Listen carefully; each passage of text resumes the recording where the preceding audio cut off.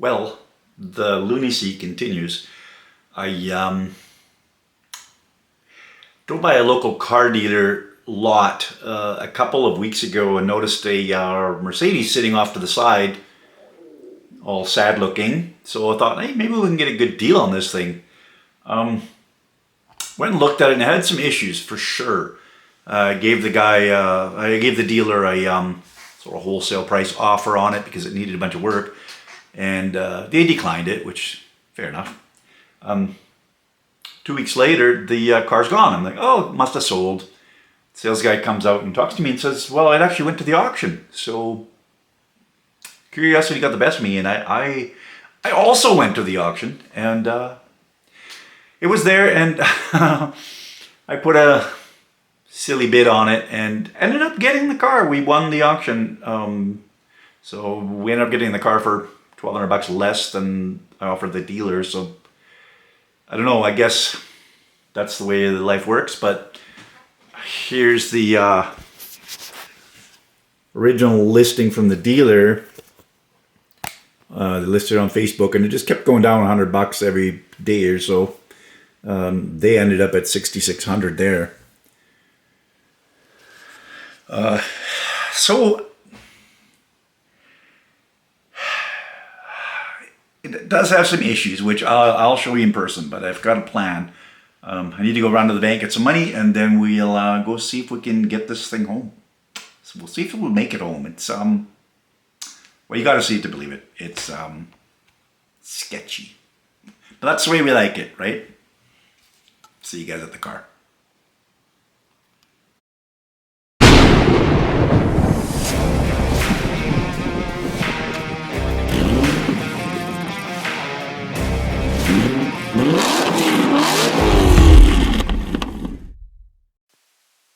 Well, we're at the car, and well, it's got a few issues, as you can see. Some of them cosmetic, not a big deal to get home. Some of them a little more serious, but again, we only have a couple miles to go. But this one, I don't know how long this serpentine belt's going to hang in for, and it's pretty bad. So let's see what we can do about this. And we've also only got 5 minutes left before they close the gates on us for the weekend. Go ahead.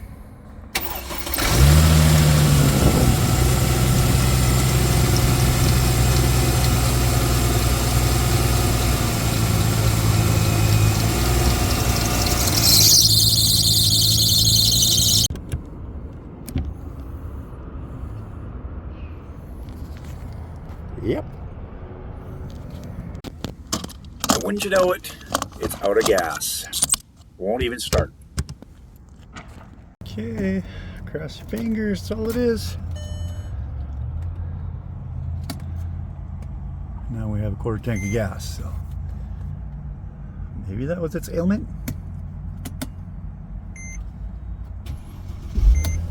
Yes. Oh, thank goodness. Okay, we've got about 5 minutes before they close the gates, so we've got to get out of here. Hopefully we'll make it before the belt blows off. We're just going to bring it right outside the gate, and then I have a plan B to get us home from there. So, yeah, plan B should get us out of here.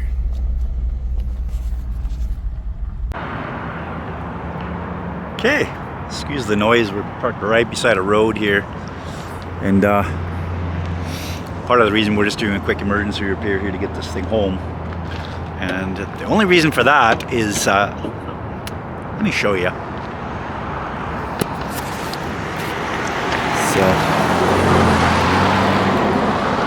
So one of the reasons I got this thing for pretty cheap is it needs some work, and we'll go over all that later, but here's the highlights for this emergency roadside repair. This little piece of spaghetti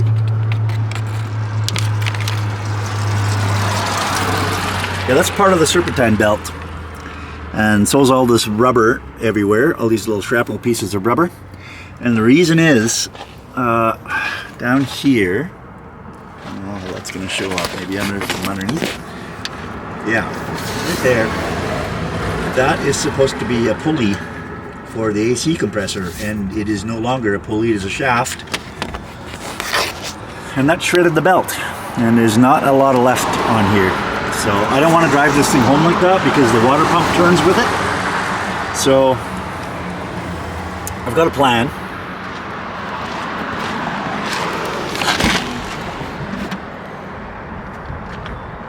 And yes, we took the Mercedes ML to rescue the Mercedes ML. So Mercedes has a technical bulletin out, star bulletin they call it, testing the air compressor to see if it's got noise or vibration, or if it's causing noise and vibration. So they list a spare belt or a belt number you can use that's shorter, and you basically route it by like this. You skip the air conditioning compressor. So that's what we're gonna do. That should be the belt, 6PK2330. So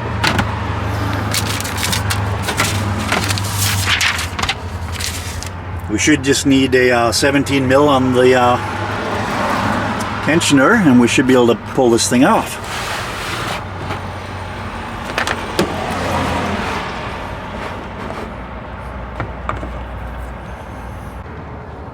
Okay, so yeah, down here on the tensioner there's a 17 millimeter hex you can put a wrench on. Let's see if I can make us some more room here so you can see.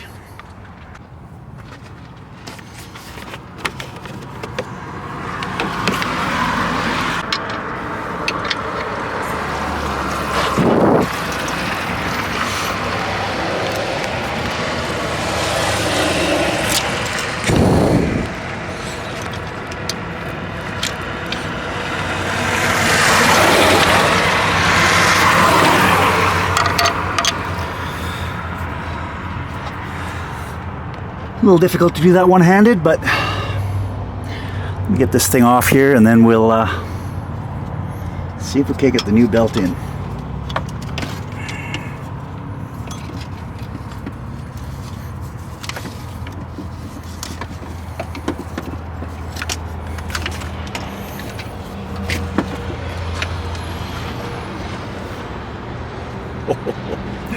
Oh, 6-rib belt with 5 sort of non-ribs left on it, I guess.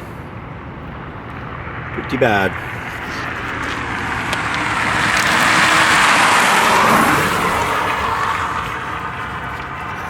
Oh. More pieces of belt. Okay, I'm gonna have to use 2 hands to get this belt on here, and then I'll bring you guys back in after it's on.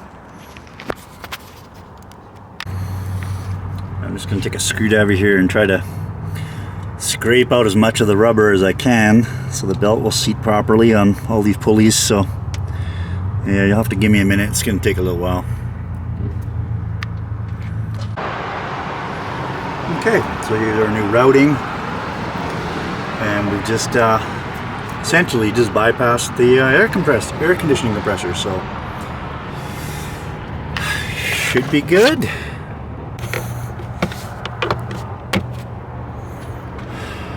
Okay, cross your fingers. Okay, got my co-pilot with me this time so I can drive this thing home.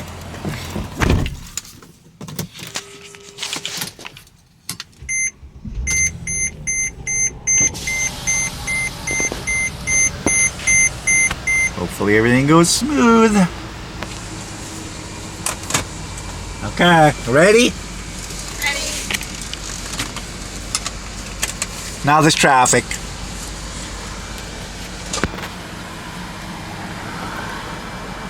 Hard to get out of here at the corner there, eh? Ready? Yep.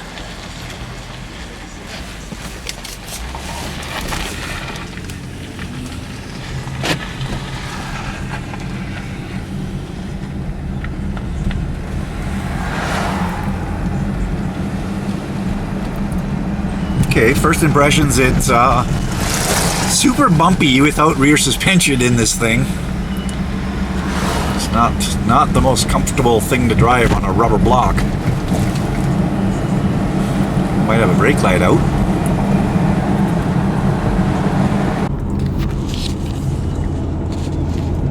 But yeah, drives quiet, smooth engine. So hopefully there's not too many things wrong when we get this thing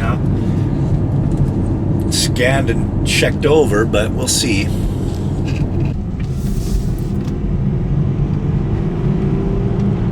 Got lots of power.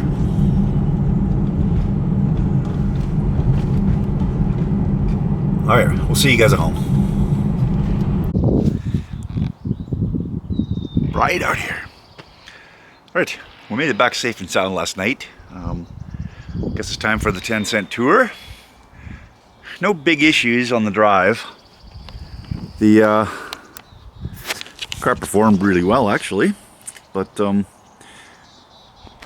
why is it zoomed in so much? Oh, perfect. That's better. So here she is. Still dirty from the auction, of course. I need to clean this up a bit. It's got the aftermarket winter wheels on it with actually really good tread on it. And crack in the windshield here, unfortunately.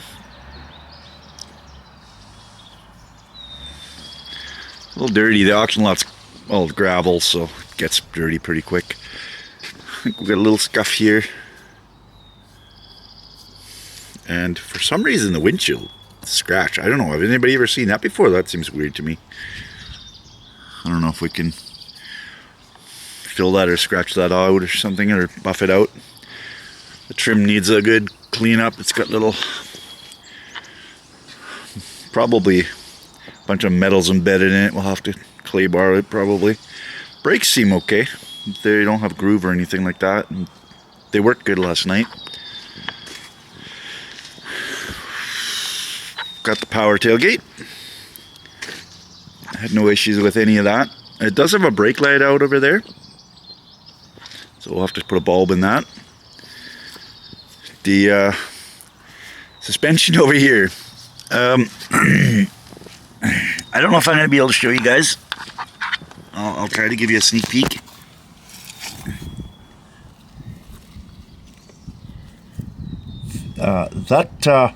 That's the coil spring laying sideways in there. So that's going to need some attention.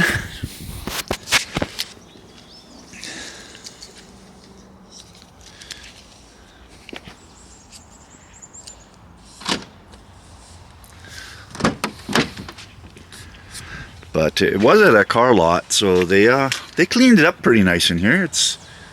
I mean, it got dirtied up a little bit at the auction with people climbing in and out of it and all that, but overall, pretty decent shape.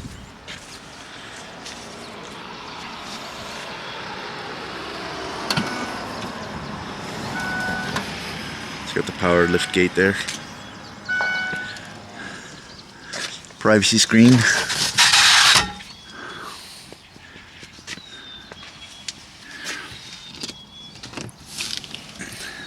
Even a good spare. And a floor mat. And what do we got here? Oh, that's nice. Whole spare set.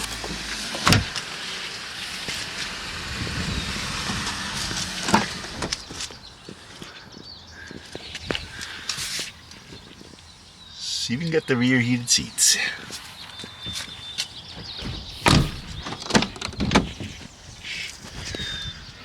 Memory seats in it. It does have the bi-xenon headlights with the what do they call it? The directional lighting, where you when you turn the corner it steers the lights for you. Really low mileage, 106,000 kilometers on it. It's got the premium stereo in it. Dual climate control, of course, heated seats, heated steering wheel controls. It does have a 6 CD changer in here too. Just pretty cool.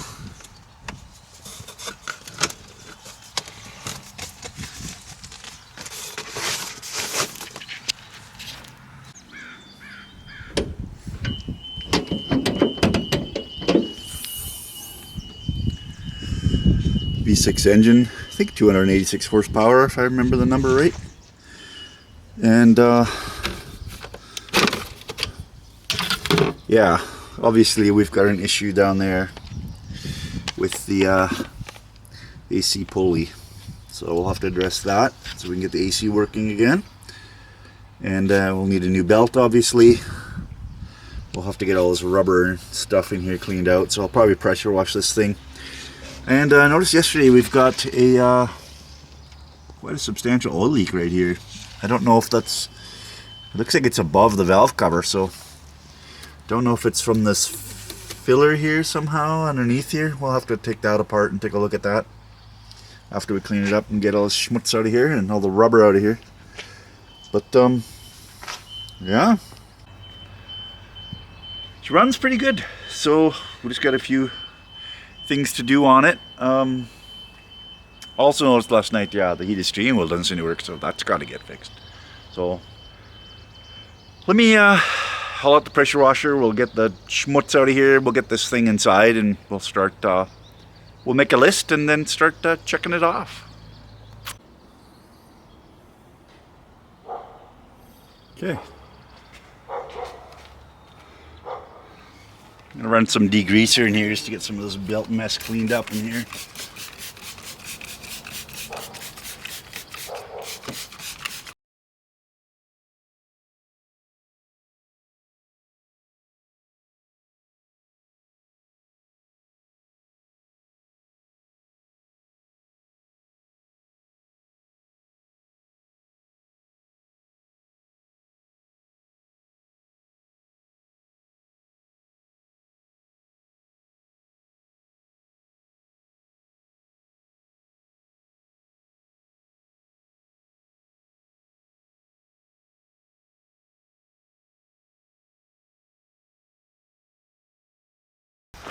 Okay, we'll just get the outside a little hose down, and I'll spray out the suspension at the back too, because we're going to be in there. So I'll just fast forward you guys for this part. It's boring.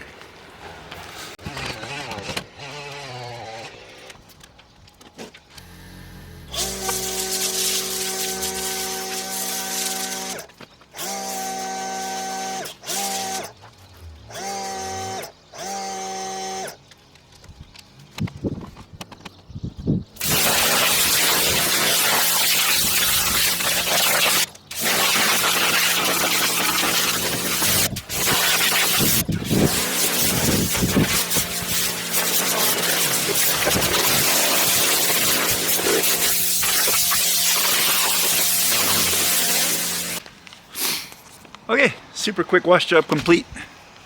Just to get the option lot schmoo off it, basically. But oh, she shined up pretty good, actually. Also spritzed down Baz a little bit on my truck. And we still got 2 bars left on the pressure washer. If you guys are in the market for a pressure washer, check out Ego's cordless one. It's amazing. And yeah, not sponsored or anything. I just think it's a really good product, and uses the same batteries as their big lawnmower, their weed whacker, and everything else does. So you get to use the batteries year round. And we do actually have a review video on the channel. If you're curious about that guy and want some more info on him, go for it. Take a look. But, I got to move some vehicles around here now, and then we'll get this thing inside the shop.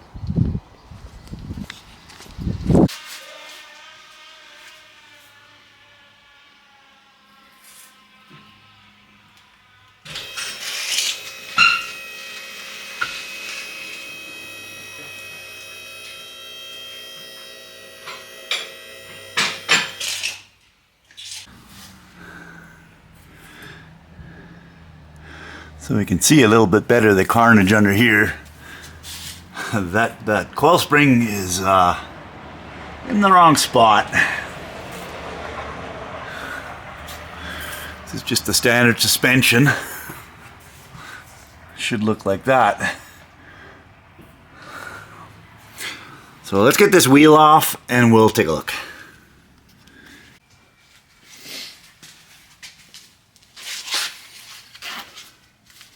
Well, a nice little purse to keep your nuts in. Not wrench, not wrench. All right. So it's aftermarket winter wheels, so it's got this special little wrench for the lug nuts.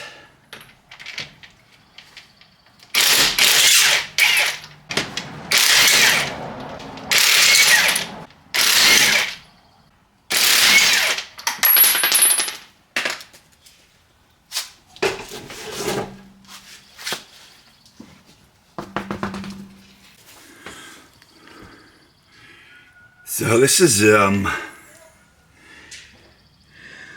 yeah, the coil spring is there in 2 pieces. Still got the top mount, it looks like. Don't think we have the bottom mount anymore. Wow.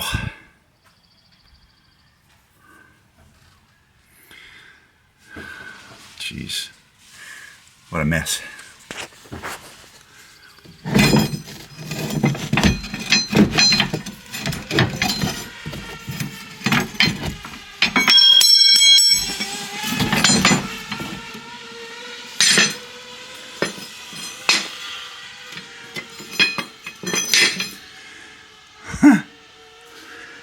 Oh, a third piece.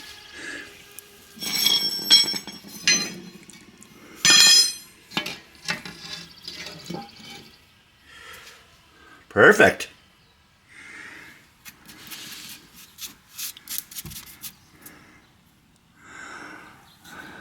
The ride height sensor still there. Doesn't look like it damaged any of the wiring. Yeah, the top mount is still there. I believe there's supposed to be a nice rubber bottom mount, which has exited the building. I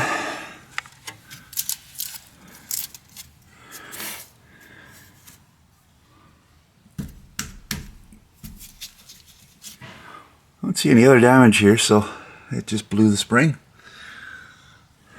Wild. I think it looks pretty good under here. Okay. Spring and a bottom mount, it looks like. Okay, brake light check. I've only got the lower one on that one, not the upper one. Okay, let go. Okay. Again. Upper but not the lower. And again. Okay, center one works. Okay. Okay. Easiest way into these side panels to get at the lenses to change the bulbs is an old fender washer I found. Fits perfectly, and I guess you could use $1 if you were rich.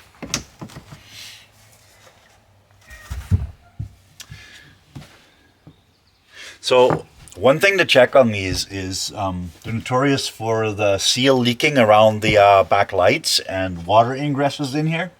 And it can destroy the rear SAM unit. So check, make sure there's no water intrusion.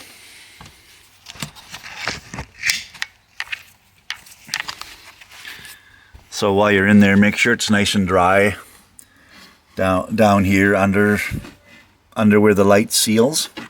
And this one has no signs of any water ever being in here, so that's great. And yeah, there's the bulbs just right here. So I'll take the 2 bulbs out that are blown on this side, and then we'll get into this side and do the same. This one's slightly different. It's just got the accesses, and first aid kit lives in this one right here. And this does have the upgraded Harman Kardon sound system, so there's a little sub back here. Very nice.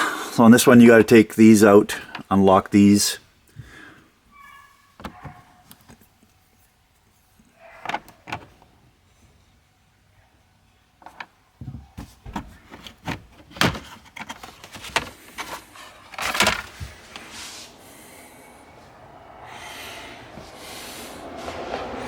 And again, no signs of water in this one, so great. Okay, so a couple of these just weren't making good contact. I just had to use a razor blade and scrape the contacts real quick. Now that should fix it. The balls measure okay. Well, let's try that out. Right. We've got all the brake lights working. It's just bad contacts. security contacts. So that SAM module I was talking about later that can get wet, that's down in here in the corner there. And this one has not gotten wet, so we're good.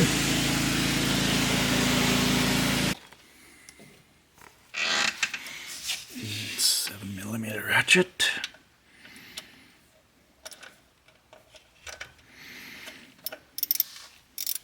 Oh. It's definitely not seized. Well, that's good news. So we should be able to get this remaining junk off here and see if we can find a pulley. I think we just need to know the model number of this compressor, so I'll probably have to take the plastic shield off at the bottom so we can get a better look.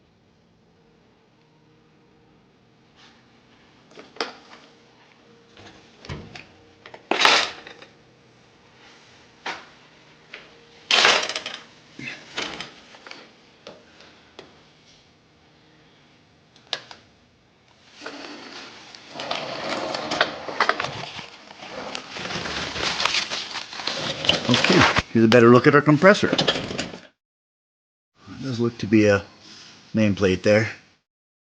And that front piece, that might be hard to get off. I think this part's threaded onto the shaft. There's a clip here for other stuff that's supposed to come off. We have got a Denso. It's a 7SEU17C. Alright, let's get out of here. Hey, we need a little better visibility over here to figure out this air leak, so let's get these snorkels off here.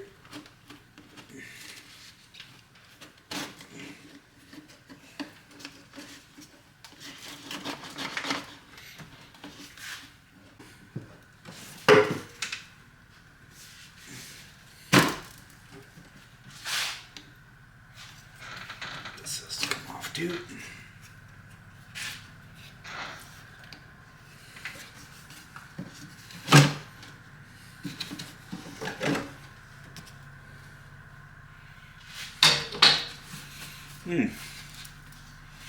There's supposed to be a clip attached here.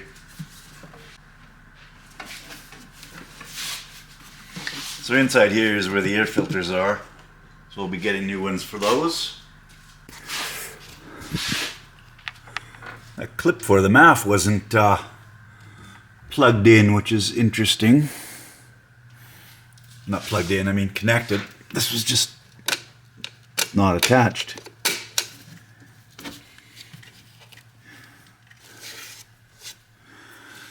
Not ideal. Looks like we're dry at the well cooler here, which is good. Have to clean this up a little bit. It's dirty, that's all. I might have to remove this guy here to get us some more room too to look for this oil leak properly, but yeah, let's get him out of the way.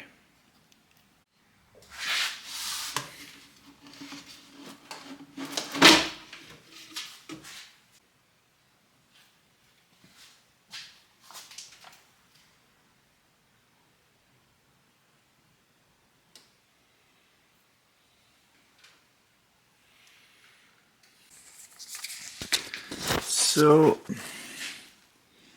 I'm not sure if the leak's coming from one of those bolts in the valve cover. It also seems to be coming from the fill cap here too. We'll have to address those.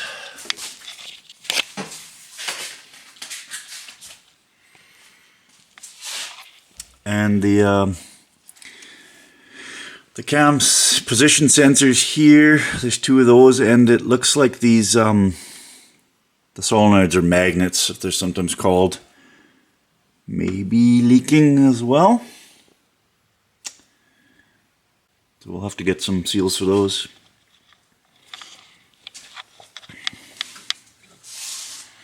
This side's perfectly dry, it's just the one side. Interesting.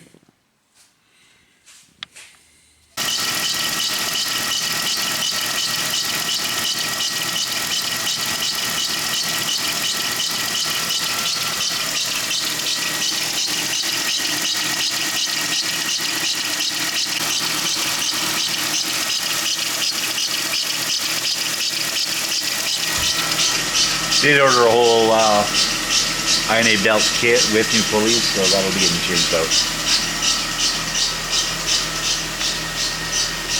Just gonna do a quick scan of the computer here. Select all fault scan. Yep. It'll take a little while to run through all the modules here. We did have a couple of engine codes that we found when we were at the auction. If you guys recall, it had a P0016 and 17, which is to do with the timing of the camshafts, the intake and the exhaust on the right side bank. So the reason I mentioned that is because we also have these oil leaks here. So this is an area we're going to have to look at and probably replace some parts or seals, because that side has to do with the variable valve timing over there. So if it's not behaving, it'll throw those codes. So I'll show you guys the little service bolting in a bit here. And who knows if some of these faults are old or what, but once it completes here, we'll look at the ECM. Okay, we're all done here. Have a look at the report. The rear SAM has some faults. The door module, Parktronics, telemetrics. So the engine one, constant adjustment of intake camshaft on the right bank in the direction of retard. That's that P0016 fault, which is also Mercedes 1208 fault. And then we've got a 0017, which is the exhaust camshaft, which is Mercedes 1200. So I'll go over those in a second. We've also got some interesting faults about the mixture, so we might have to be cleaning the MAF here. Yeah. Rear SAM, left tail light, side marker lamp, parking lamp, stored. Okay, those are stored ones. We did fix all those bulbs. Potentiometer, mirror does work, I tried it.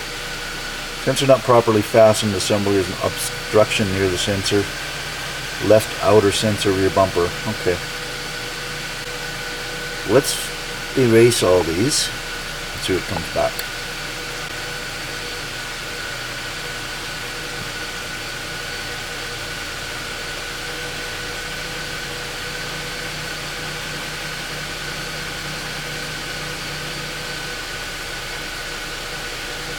Nothing.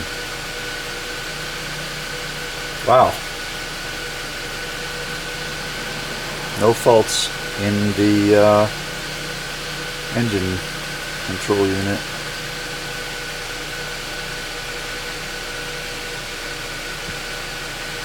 None found.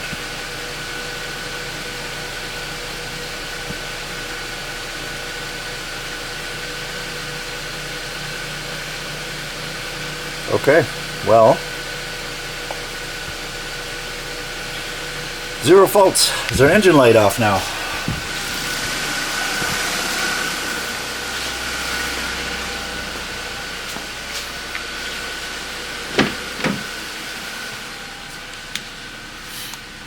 Well, it sure is.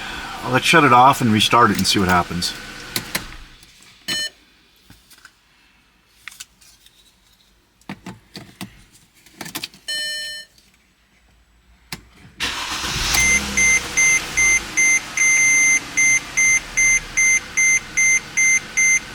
not come back.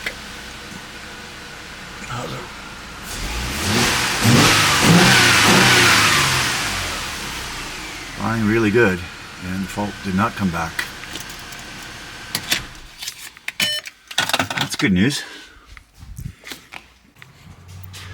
I did have another look at this oil leak issue on the back side here, and there was oil on this side pooled up, and there was also oil on the other side pooled up, and there's a rib down here, so the only way it could get to both sides is if it's the cap. So we're gonna need to get a cap, or I don't know if they sell a seal separately, but let's get a new cap. And I want to investigate why there's oil in the front here. I think the seals are gone on these things.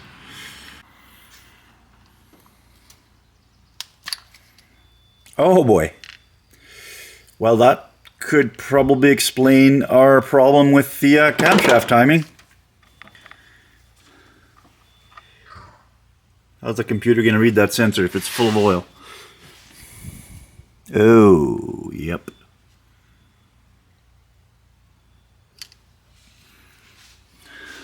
Wonder how the other one looks.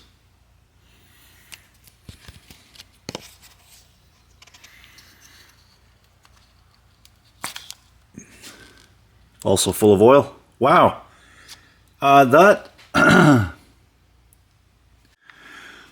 Well, I pulled all the connectors out. So both the sensors on this side were full of oil, as well as here the solenoid itself here is leaking into the connector, so that has to be replaced. On this one,